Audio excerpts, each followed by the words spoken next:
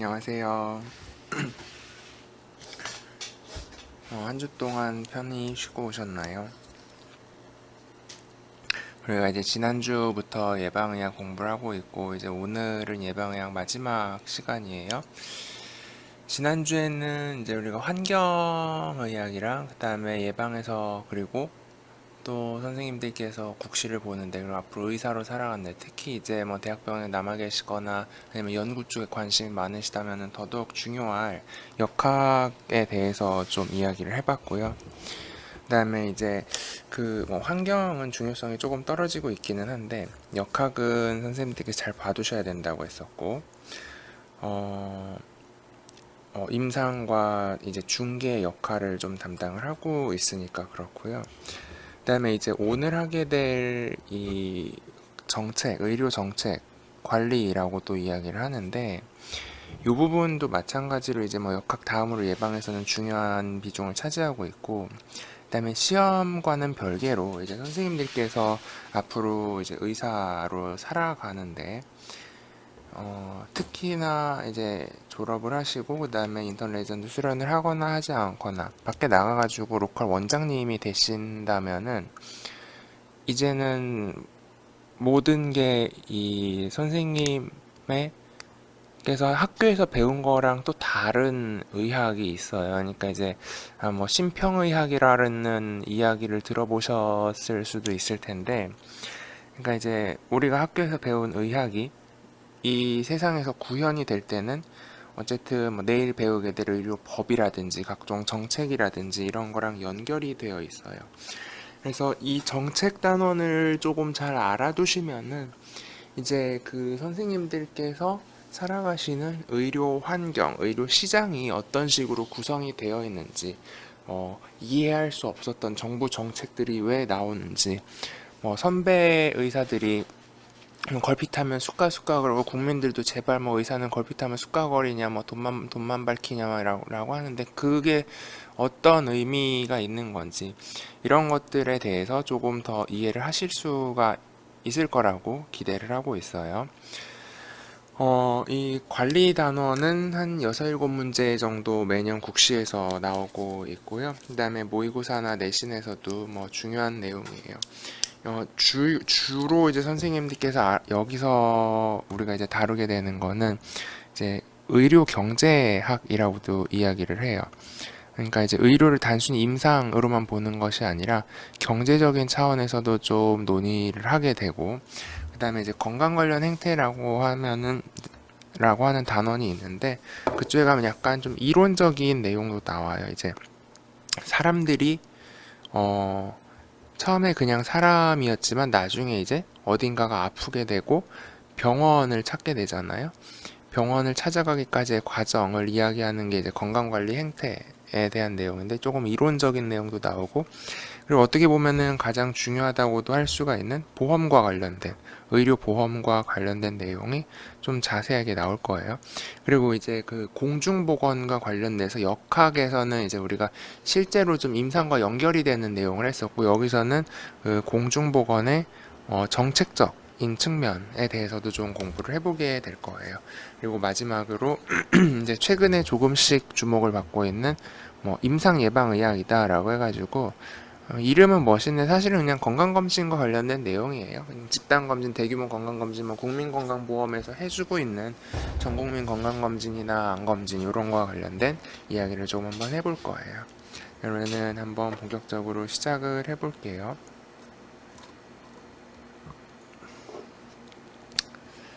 가장 먼저 이제 보건의료에 대한 이해가 나와요. 여기서는 그 의료 정책의 전반에 대해서 용어라든지 이런 것들을 조금 말씀을 드리고 넘어갈게요. 어, 보건의료가 무엇이냐? 이것은 그렇게 중요한 거는 아닌데,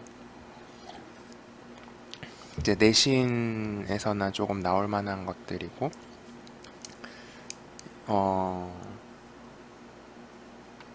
그냥 그 외국 사람들, 이제 미국이나 영국 이쪽 사람들하고 이야기를 할 때는, 이제 보건을 그 사람들은 퍼블릭 헬스라고 이야기를 하고, 의료를 그냥 이제 메디컬이라고 이야기를 하거든요. 뭐 이런 의미, 느낌의 차이가 있다라고 보시면 돼요. 그래서 이제 우리가 지금까지 배운 것은 의료였고, 내외산소에서 배웠던 거는, 그다음에 예방의학에서 배우고 있는 거는 의료를 포함하고 있는 이제 보건의료의 개념이라고 알아두시면 될 것 같아요. 뭐 이거는 이론적인 내용이고, 우리가 이제 조금 더 중요하게 봐야 될 내용이, 단어에서 중요하게 봐야 될 내용은 이제 보건의료 구성 요소인데요. 보건의료의 구성 요소는 의과학과 의료 체계와 사람들의 행태, 사람들의 행태예요. 의과학이라고 하는 거는 이제 그냥 의학을 이야기를 하는 건데, 요건 우리가 다른 과목에서 배웠어요. 이거는 내외산소를 통해서 배운 거예요. 충분히 많이 배웠고, 이제 예방의학에서 배우게 되는 거는 예방의학, 그리고 특히 이 정책 단원에서 배우게 되는 거는 의료 체계하고 행태에 대한 내용이에요. 의료 체계, 메디컬 그 보건의료 퍼블릭 헬스 시스템, 메디컬 시스템이라고 이야기를 하는 거는 뭐 시설이나 인력, 비용, 재정 이런 거 뭐 제도 전반에 대한 내용이고, 그다음에 행태라고 하는 거는 단지 그냥 환자의 행태만을 이야기하는 것뿐만이 아니라 이용자와 제공자 모두 플러스 알파 주변에서 어떤 정책을 만드는 사람이라든지 뭐 그 경제적인 뒷받침을 해주는 예산을 짜는 사람이라든지 이런 모든 사람들의 행태를 포함을 하게 되는 거거든요. 지금까지 선생님들이 국시를 보는 과목 중에 나머지 과목에서 의과학에 대해서 배웠다면은 예방의학에서는 주로 이 의료 체계와 행태, 정책에서는 이 의료 체계와 행태에 대해서 앞으로 자세하게 배워 나갈 거예요. 의료 체계와 관련된 것들은 뭐 보험제도라든지 뭐 건강검진 서비스라든지 이런 게 있을 수가 있고, 행태와 관련된 건 아까 말씀드렸던 것처럼 건강 관련 행태에서 사람들이 왜 어떠한 단계, 그러니까 건강할 때, 뭐 증상을 느낄 때, 병원에 가서 검사를 받을 때, 치료를 받을 때, 회복을 했을 때 각각의 단계에서 일정한 건강과 관련된 선택이라든지 판단을 하게 되는데, 왜 그런 판단을 하고 왜 그런 행동을 하는지에 관해서 설명을 하는 거죠. 우리가 어제 역학할 때도 봤었고 환경에서도 잠깐 봤었고, 보건의료를 이제 뭐 몇 가지 종류에 따라 가지고 나눠놔요. 예방적 관점에서 보면은 1차 예방, 2차 예방, 3차 예방 자세한 설명들이 있었지만 핵심은 뭐였어요? 1차 예방은 건강한 사람을 더욱 건강하게, 건강을 유지를 하자라는 것이고, 2차 예방이라는 것은 증상이 있거나 없거나 했을 때 이것을 조기 진단, 조기 발견해가지고 조기에 치료를 하자. 그래서 어떻게 궁극적으로는 다시 건강한 상태로 돌아갈 수 있도록 하자는 것이었고, 3차 예방부터는 이제 더 이상 회복은 안 돼요. 그쵸? 회복은 안 되지만 그렇다고 해서 앞으로 더 안 좋아지는 것도 막자라는 거예요. 후유 장애를 최소화하고 재활을 해서 어떻게든 사회로 복귀할 수 있도록 하자는 게 이제 3차 예방의 측면이었고요. 이 1차 예방, 2차 예방, 3차 예방 방금 말씀드린 거는 이제 예방과 관련된 거고, 그다음에 우리가 이제 정책적으로 이야기를 할 때는 이 1차 예방, 2차 예방, 3차 예방 이런 얘기보다는 이제 1차 의료, 뭐 3차 병원 이런 얘기 많이 들어보셨죠? 그런 이야기를, 그런 용어를 쓰게 돼요. 그래서 1차 의료라고 하는 거는 쉽게 말해서 그냥 동네 병원이나 뭐 우리 동네 주치 선생님을 생각을 하시면 돼요. 한 단계 넘어가서 2차 의료인 경우에는 이때부터는 이제 뭐 입원 시설도 갖추고 있고, 좀 검사도 좀 해보고, 뭐 사진도 찍어보고, 초음파도 한번 대보고 하는 것들, 약간 전문적인 것이고, 3차 의료라고 하는 건 이제 첨단 의학, 뭐 세부 전문의, 분과 전문의라고 이야기들 하잖아요. 이런 사람들, 그리고 뭐 질병의 특성으로 본다면은 희귀난치 중증 질환들, 희귀병, 난치병, 중증, 뭐 ICU 입시를 필요로 한다든지 하는 희귀난치 중증 질환들을 이제 3차 의료에서 다루는 거겠죠. 그래서 이제 1차 의료를 다루는 게 보통 동네 병원이고, 2차 의료가 동네 병원 중에서 약간 규모가 큰 병원급 그리고 3차 의료는 이제 주로 우리나라 같은 경우는 대학병원에서 담당을 하고 있죠. 이제 전 시간에 봤던 건강 행태 모형이 이제 내용도 많고 조금 복잡해서 이제 시험에는 조금 많이 나오는 편이고요. 질병 행태나 그다음에 환자 역할 행태는 뭐 그렇게 어렵지는 않아요. 내용을 한번 보시면 일단 이제 질병 행태 모형은 우리 처음에 했었던 것 중에서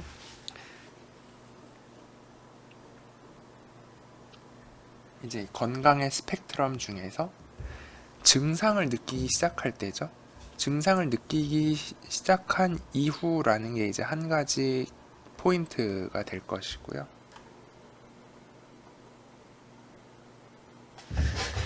이제 증상을 느끼기 시작한 이후에 환자가 의사를 찾아가기까지의 과정을 설명을 하는 게 질병 행태 모형이에요.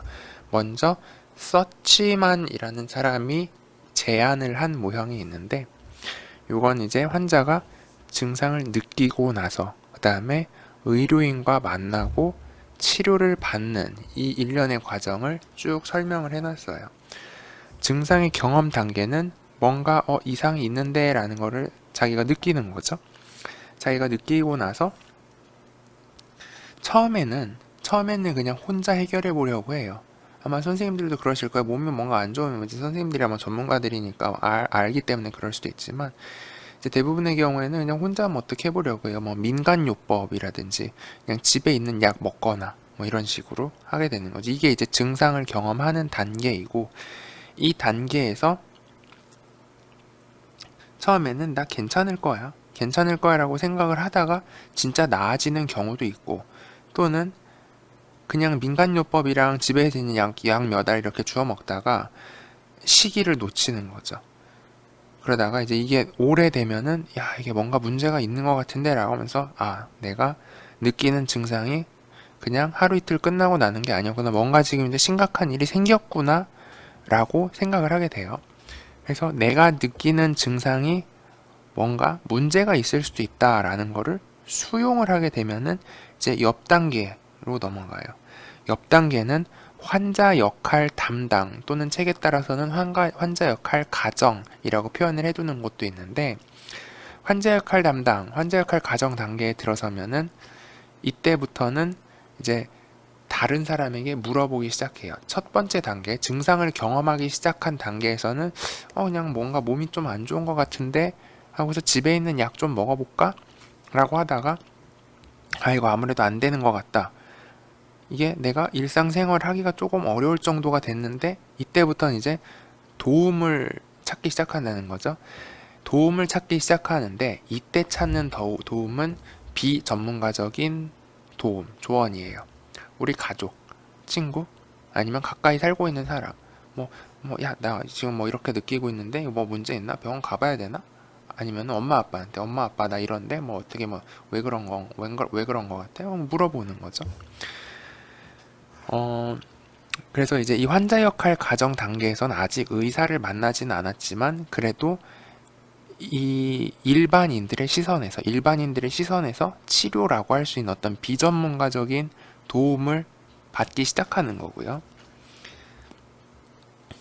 그 결과 이제 뭔가 잘 해결이 됐다면 다시 돌아갈 것이고, 아니야 난 그래도 문제가 없을 것 같아 라고 생각하면 이전 과정으로 돌아갈 것이고, 그럼에도 불구하고 문제가 해결되지 않았다면은 내가 환자일 것 같기도 했는데 왠지 환자 맞는 것 같아, 그러면 이게 이제 친구들한테 물어봐서 될 일이 아니고 병원에 가봐야겠다라는 생각이 들면은 다음 단계로 넘어가는 거예요.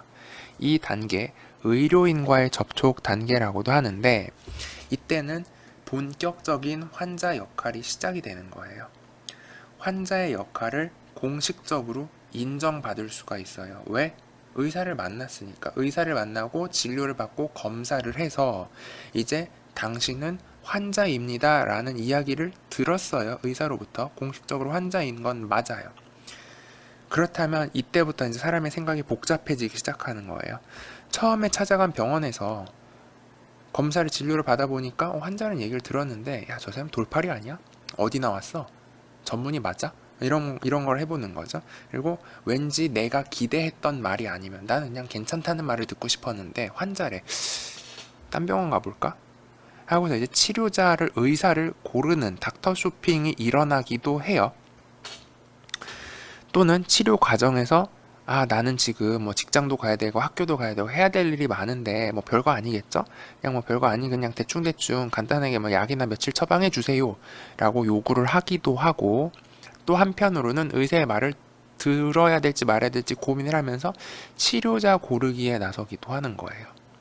이제 생각이 복잡해지기 시작한다고 했어요. 의사를 만나서 전문가에게 도움을 받으러 왔고, 전문가가 당신 이렇습니다 라고 공식적으로 환자입니다 인정을 해줬지만 나는 이거를 그대로 받아들일 수도 있고 받아들이지 않을 수도 있다라는 거예요.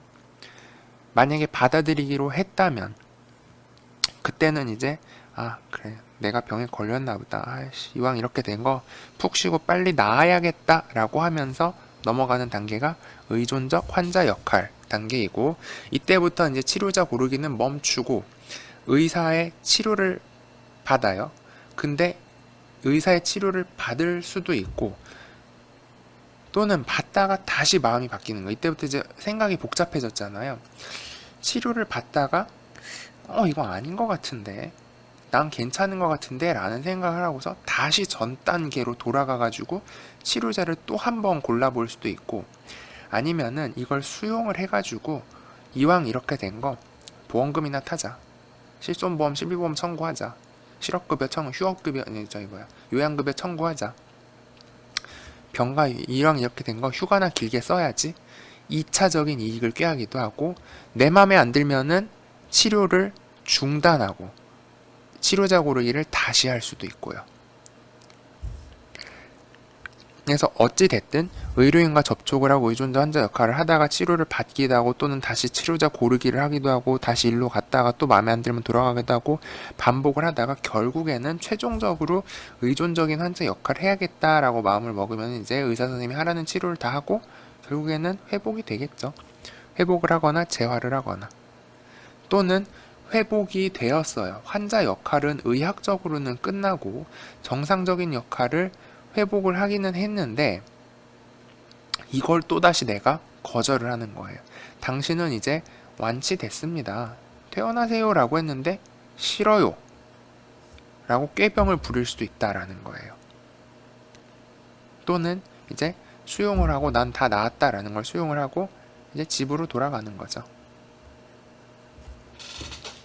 이렇게 지금 말씀드린 내용은 일반적으로 사람들이 어떤 몸이 안 좋은데 라는 거를 경험하기 시작한 단계에서부터 의사를 만나고 의사를 고르기도 하고 또는 치료를 받기도 하는 과정을 경험을 하다가 최종적으로는 이제 문제가 해결이 돼서 돌아가거나, 또는 문제가 해결이 되었음에도 불구하고 계속해서 뭔가 꾀병을 부리기도 하고, 이러한 환자가 증상을 느끼는 것부터 치료를 받을 때까지 사람들이 겪는 행태를 정리를 해둔 거예요.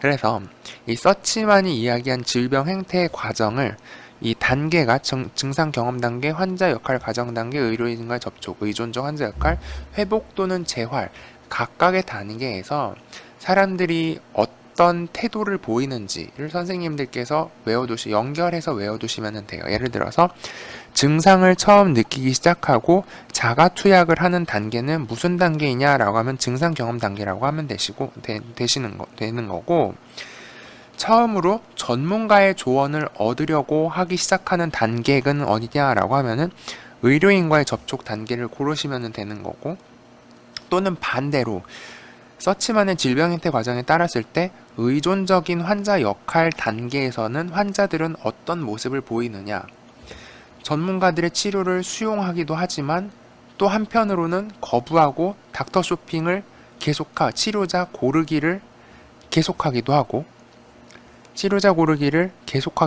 또 한편으로는 2차적인 이익, 휴가를 내거나 이러한 이익을 꾀하기도 한다. 이게 이제 의존적 환자 역할에서의 단계. 그리고 회복 및 재활 단계에서 만약에 거부를 하면은 어떻게 되느냐, 꾀병을 부리기도 한다. 각 단계의 특징이 무엇인지를 선생님들께서 알아두시면 돼요. 이게 이제 서치만의 질병 행태 과정이었고요. 앤더슨 모형은 이제 개인이 증상을 느끼고서 지금 우리가 뭐 하고 있어요? 우리가 지금 하고 있는 거는 건강 관련